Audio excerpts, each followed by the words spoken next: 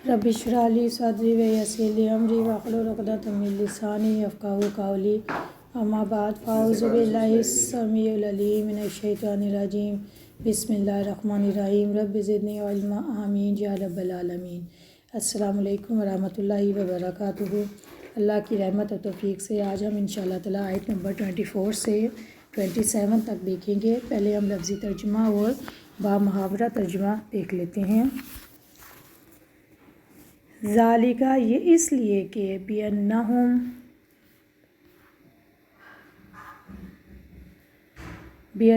इस वजह से कि यकीनन कालू कहा उन्होंने लन हरगिज़ नहीं तमस्साना छुएगी हमें अन्नार आग इल्ला सवाए अय्याम दिनों के मादूदात गिनती के चंद वगर्रहुम और धोखे में डाला इन्हें फ़ी दीनिहिम उनके दीन में माँ इस चीज़ ने जो कानू यफ्तरून वो गढ़ा करते थे।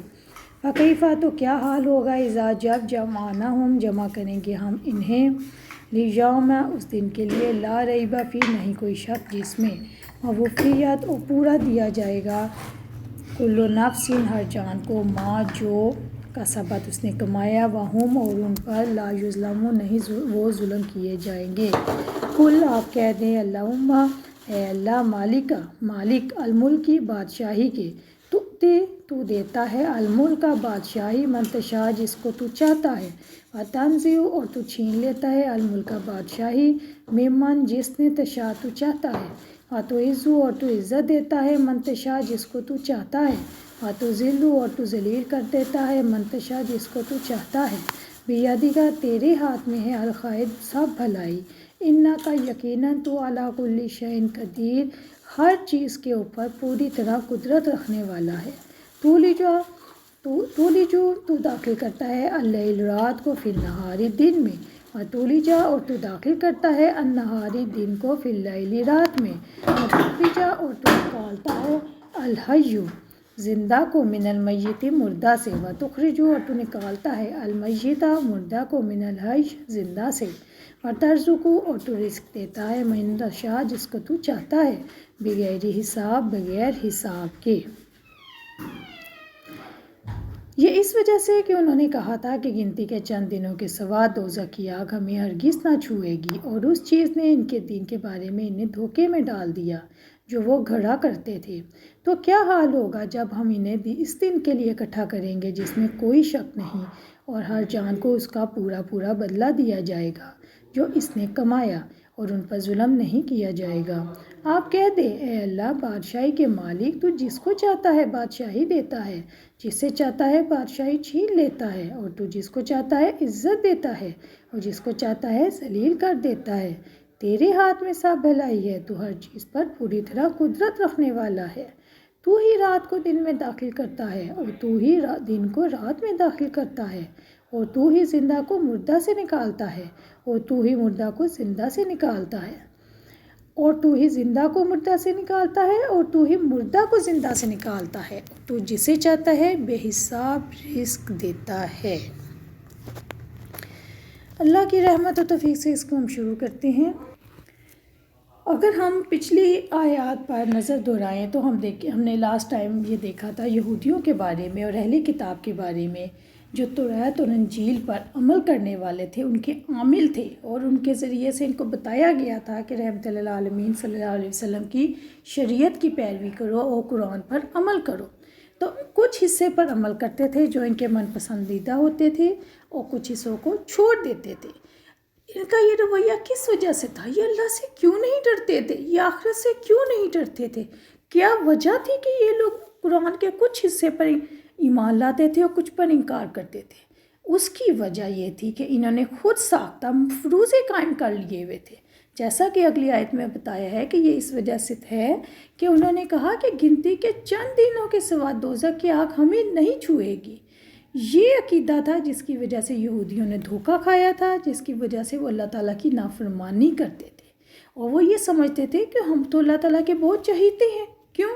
क्योंकि सबसे ज़्यादा जो अंबिया कराम थे वो बनी इसराइल में आए थे और जैसा कि आपको मैंने बताया था कि एक दिन के 1 घंटे के अंदर अंदर उन्होंने 43 نبیوں کو شہید کر دیا تھا۔ تو سب سے زیادہ نبی جو تھے یہودیوں میں آئے تھے، تو وہ یہ سمجھتے تھے کہ چونکہ ہم اللہ تعالیٰ کے بہت پسندیدہ ہیں، اس لیے اللہ تعالیٰ نے اپنے نبی ہمارے اندر بھیجے، یعنی بنی اسرائیل میں۔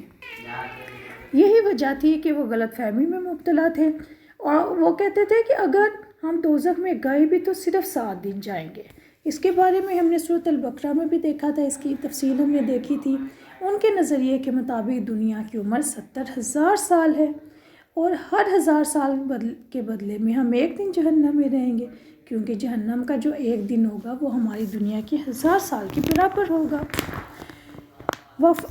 غرہم فی دینہم، اور اس چیز نے ان کو دین کے بارے میں بھی دھوکے میں ڈالا ہوا تھا کہ چونکہ 7 دن جائیں گے تو 7 دن گزارنا نعوذ باللہ من ذالک کیا مشکل ہوگا، کوئی ایسی بات نہیں۔ لیکن ان کو وہ یہ نہیں دیکھتے کہ اللہ تعالیٰ نے تو ایسی کوئی بات اپنی کتاب میں نازل نہیں کی، یہ صرف انہوں نے من سے اپنے دل سے بات گھڑ لی ہوئی ہے کہ ہم جنت میں جائیں گے، اور پھر اس کو حقیقت بھی سمجھ لیا، جبکہ قرآن مجید میں ایسا کچھ بھی نہیں آیا۔ آج کا جو مسلمان ہے انہوں نے بھی خود ساختہ عقیدے بنا لیے ہوئے ہیں، جن کا دین سے کوئی تعلق نہیں، مفاد سے صرف تعلق ہوتا ہے۔ مثلاً آج کے جو مسلمان ہے وہ بھی اس دھوکے میں رہتا ہے کہ زندگی دنیا کا نام ہے، دنیا کے ساتھ دین کا کیا تعلق۔ اسی طرح خاندانی زندگی میں دین کی کوئی ضرورت نہیں، لوگوں کی روزمرہ زندگی، معاشرتی رابطوں اور معاشی معاملات میں دین کو لانے کی کوئی ضرورت نہیں۔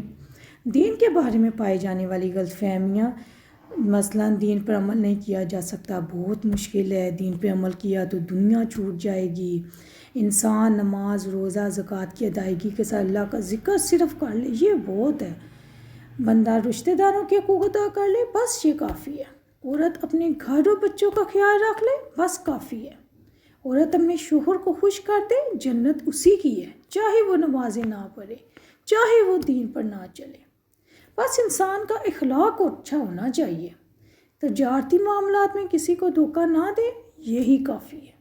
اللہ تعالیٰ تو غفور الرحیم ہے، اللہ تعالیٰ آخرت میں مسلمانوں کو پاک کرنے کے لیے چند دن دوزخ میں رکھ کے جنت میں داخل کر دے گا۔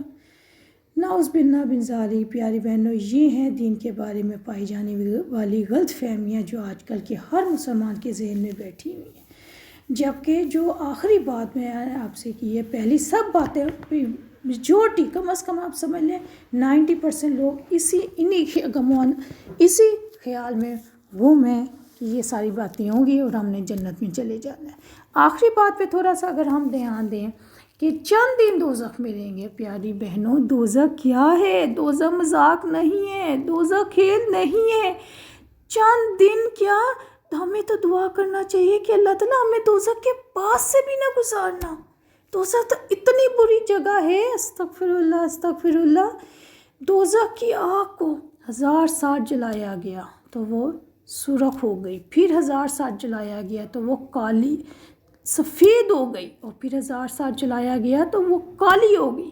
اس وقت جہنم کالی سیاہ گپ اندھیرا ہے وہاں پہ، اور جو آگ کے شعلے، آگ کی گرمی، ہم تو وہ سوچ ہی نہیں سکتے۔ اللہ تعالیٰ سے دعا کریں کہ اللہ تعالیٰ میں پاس سے بھی نہ گزارنا، اور لوگ خیال کرتے ہیں چند دن رہنا کیا مشکل ہے، دنیا میں بھی تو رہ رہے ہیں، استغفر اللہ، دنیا کی دوزخ کو اللہ کی دوزخ سے ملاتے ہیں۔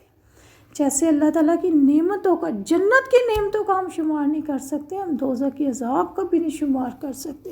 ہمیں ہر لمحہ اللہ سے دوزخ سے پناہ کی دعا مانگنی چاہیے، استغفر اللہ۔ فَكَيْفَ إِذَا جَمَعْنَاكُمْ، تو کیا حال ہوگا جب ہم انہیں اس دن کے لیے اکٹھا کریں گے جس میں کوئی شک نہیں۔ یہ ایک خوفناک دھمکی ہے جس کو سن کر مومن کا دل کانپ اٹھتا ہے، وہ یقین رکھتا ہے کہ وہ دن تو بڑا خوفناک ہوگا، وہ انصاف کا دن ہوگا، اللہ تعالیٰ کے سامنے پیشی کا دن ہوگا۔ اس دن ہر ایک کو اس کی کمائی کا پورا بدلہ دے دیا جائے گا۔ یہاں پہ اللہ تعالیٰ نے سوال کیا، جواب نہیں دیا۔ کیا حال ہوگا جب ہمیں انہیں اس دن کے لیے اکٹھا کریں گے؟ جواب تو خود ہی نظروں کے سامنے آ گیا ہے، لیوم لا ریب فیہ، جس میں کوئی شک نہیں، قیامت کا دن، استغفر اللہ، ہر جان کو اس کا پورا بدلہ دیا جائے گا جو اس نے کمایا، اور ان پر ظلم نہیں کیا جائے گا۔ قیامت کے دن کسی پر ظلم نہیں کیا جائے گا، ہر ایک کو اس کے اعمال کے مطابق بدلہ دیا جائے گا۔ استغفر اللہ قل اللہم مالک الملک تؤتی الملک من تشاء. یہاں پر یہ والی جو اگلی دو آیتیں ہیں یہ بہت ہی پیاری آیات ہیں، ان پہ بہت زیادہ دھیان دیں، غور و فکر کریں. اور یہ حوصلے والی دعا بھی ہے، اللہ سے ڈرانے والی آیات بھی ہیں، اللہ پہ بھروسہ کرنے والی آیات بھی ہیں. اگر ہم ان دو آیات کو کھول کے پڑھیں گے، سمجھ کے پڑھیں، ان پہ غور و فکر کریں گے تو ہمارے سارے مسئلے دور ہو جائیں گے، ساری مشکلیں دور ہو جائیں گی. جب ہمیں یقین آ جائے گا کہ واقعی ہر چیز کا کرنے والا، ہر چیز کا کارساز اللہ ہے، تو پھر ہم کبھی بھی پریشان نہیں ہوں گے. اور ان کے علاوہ ان آیات کو آیات رزق بھی کہا جاتا ہے کہ اگر رزق کی میں برکت چاہتے ہیں، آپ رزق میں بڑھوترا چاہتے ہیں، آپ بڑھانا چاہتے ہیں رزق کو، تو ان آیات کو بکثرت پڑھا کریں. لیکن یاد رکھیں رٹو طوطے کی طرح نہیں، سمجھ کے ایک ایک لفظ پر فوکس کرتے ہوئے، چاہے آپ ایک ہی دفعہ ایک آیت کو پڑھیں ایک دن میں، چاہے دفعہ ہر نماز کے بعد ایک ایک دفعہ پڑھیں، 5 دفعہ پڑھیں، جتنا آپ کا دل چاہے، لیکن یقین کے ساتھ پڑھیں. جب یقین آپ کے اندر آئے گا تو انشاءاللہ تعالیٰ اثر بھی ہوگا. اللہ تعالیٰ ہمارے لیے بہت سی آسانیاں کرے اور ہمیں قرآن بھی سمجھنے کی توفیق دے، آمین.